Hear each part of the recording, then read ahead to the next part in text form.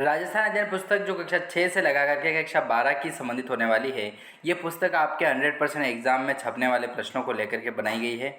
ठीक है दोस्तों, क्योंकि एनसीईआरटी और आरबीएसई की प्रमाणिक पुस्तक होने के साथ साथ आप मान के चलिए यहाँ से आपका एक भी प्रश्न जो है वो बाहर नहीं जाने वाला है। ठीक है, क्योंकि हमने इसी तरीके से तैयार भी किया है और वही प्रश्न बनाए हैं जो आपके संभावित है, 100% संभावित है एग्जाम में आने के लिए, और प्रीवियस ईयर एग्जाम के क्वेश्चन भी यहाँ पर डाले गए हैं। ठीक है, चलिए सेशन को शुरू करते हैं। उससे पहले मैं बताना चाहता हूँ 360 पेज की पूरी पीडीएफ होने वाली है।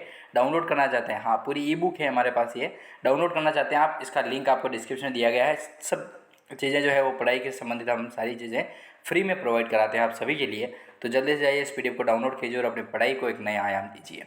चलिए प्रश्न की ओर बढ़ते हैं, और 20 प्रश्न इससे पहले वाले वीडियो में बात की थी। आगे क्वेश्चन को जानने का प्रयास करते हैं कि किस प्रकार के प्रश्न जो है वो एग्जाम में पूछे जाएंगे इस सीरीज से। ठीक है, देखिए अभी हम बात कर रहे हैं पर्यटन स्थल के बारे में, 10वां अध्याय जो चल रहा है उसके बारे में बात कर रहे हैं। यहाँ से आपका एक भी प्रश्न जो है वो बाहर नहीं जाने वाला है। क्यों? क्योंकि आप खुद ही देख लीजिए प्रश्न किस तरीके के बनाए गए हैं। प्रश्न है पहला, महत्वपूर्ण है, 20 नंबर का प्रश्न कह रहा है कि मानगढ़ धाम में मेला कब लगता है दोस्तों। तो देखिए मानगढ़ जो धाम था, मैंने आपको बताया था राजस्थान का जिसे जलियांवाला बाग हत्याकांड भी कहा जाता है। तो मानगढ़ जो धाम है दोस्तों, वहाँ पर मेला कब लगता है? तो मार्गशीर्ष पूर्णिमा को लगता है। मार्गशीर्ष पूर्णिमा को मेला लगता है मानगढ़ धाम में, याद रखिएगा इस चीज़ को भी। अगला प्रश्न देखिए 21वें नंबर का प्रश्न है कि मानगढ़ धाम किसकी कर्मस्थली माना जाता है दोस्तों।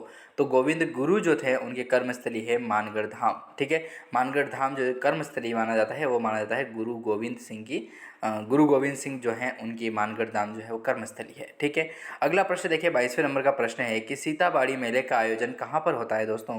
तो 12 में होता है। सीताबाड़ी मेले का आयोजन कहाँ पर होता है? तो 12 के अंतर्गत जो है वो सीताबाड़ी का मेले का आयोजन जो है वो किया जाता है 12 में। अगला प्रश्न देखें 23वां प्रश्न आता है कि 12 में स्थित शेरगढ़ किले का मूल नाम क्या था। तो कोषवर्धन दुर्ग नाम मिलता है। कोषवर्धन नाम मिलता है किसमें? 12 में स्थित शेरगढ़ किले का मूल नाम जो है वह कोषवर्धन रखा गया है। अगला प्रश्न देखिए 24वें नंबर का प्रश्न है कि राजस्थान का मिनी खजुराहो किसे कहा जाता है दोस्तों। राजस्थान का ऐसा कौन सा है स्थान है जिसे मिनी खजुराहो के नाम से जाना जाता है, या फिर मंदिर जो है उसे मिनी खजुराहो कहा जाता है। तो याद रखिएगा रामगढ़ का भंड देवरा मंदिर, भंड देवरा मंदिर जो है उसे राजस्थान का मिनी खजुराहो के नाम से भी जाना जाता है, भंड देवरा मंदिर रामगढ़ का। अगला प्रश्न 25वां प्रश्न आता है कि किराड़ू के मंदिर में सबसे बड़ा मंदिर कौन सा है। किराड़ू के मंदिर में सबसे बड़ा मंदिर कौन सा है दोस्तों।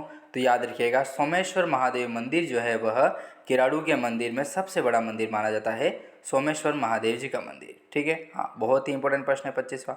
26वां प्रश्न देखिए, 26वां प्रश्न कह रहा है कि राजस्थान की कौन सी देवी भुआसा के नाम से प्रसिद्ध है दोस्तों। देखिए कितना महत्वपूर्ण प्रश्न है कि ऐसी कौन सी देवी जो है उन्हें भुआसा के नाम से जाना जाता है। तो वो रानी भटियाणी का नाम आता है दोस्तों।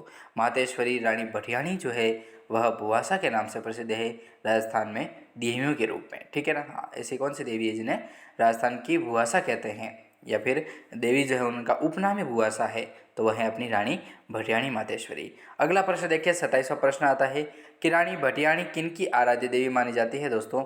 तो आराध्य देवी है किन की? तो वह है ढोली जाति की। ढोली जाति के जो लोग हैं वह आराध्य मानते हैं माँ रानी भटियाणी को। ठीक है, जिन्हें भुआसा के नाम से भी जाना जाता है और प्रसिद्ध भी है। अगला प्रश्न है 28वें नंबर का कि राजस्थान की कौन सी देवी जो है वो पाकिस्तान में भी पूज्य है, अर्थात पाकिस्तान में भी उन्हें पूजा जाता है।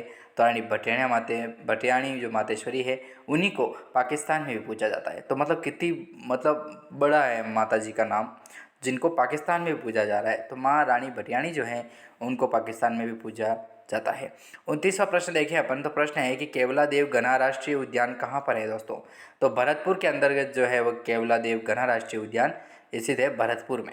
अगला प्रश्न है 30 नंबर का आता है कि सरिस्का टाइगर रिजर्व जो है वो कहाँ पर है दोस्तों। तो अलवर में स्थित है। सरिस्का टाइगर रिजर्व जो है वह अलवर में स्थित है दोस्तों। अगला प्रश्न है 31वां कि जवाहर बुर्ज तथा फतेह बुर्ज किस किले में है दोस्तों। तो लोहागढ़ किले में है जवाहर बुर्ज और फतेह बुर्ज। ठीक है, हाँ जवाहर बुर्ज तथा फतेह बुर्ज जो है वह लोहागढ़ किले के अंतर्गत आते हैं। तो इस तरीके से हमने 31 महत्वपूर्ण प्रश्नों के बारे में बात की है।